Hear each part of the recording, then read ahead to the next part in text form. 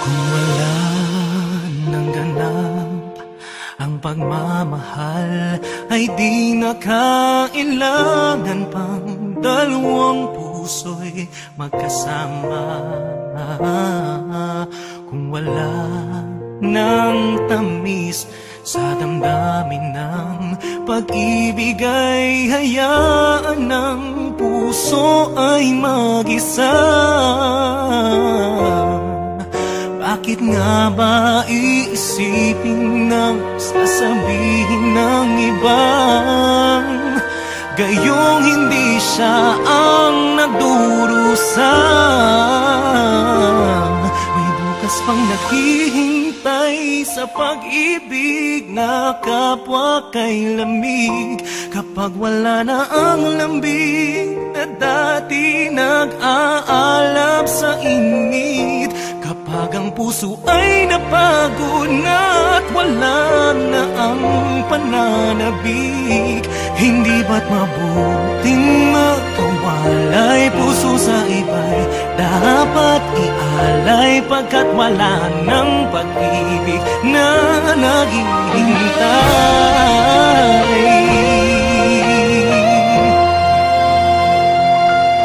Bakit ba ganun?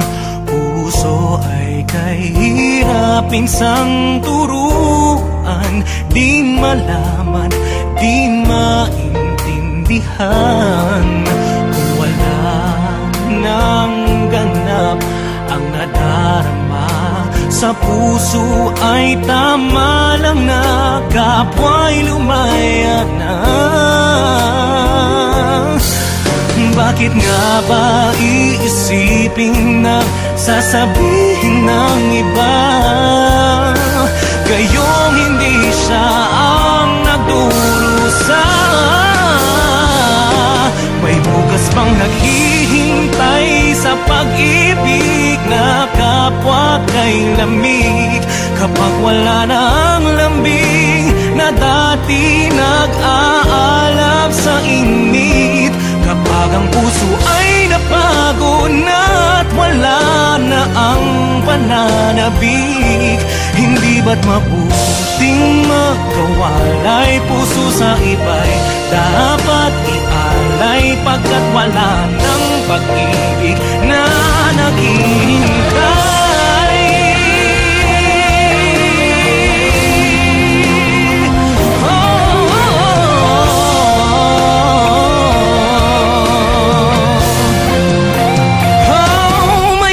Pang naghihintay sa pag-ibig na kapwa kay lamig, kapag wala na ang lambing na dati nag-aalab sa init, kapag ang puso ay napagod na wala na ang pananabik, hindi ba't mabuting magkawalay? Puso sa iba'y dapat ialay, pag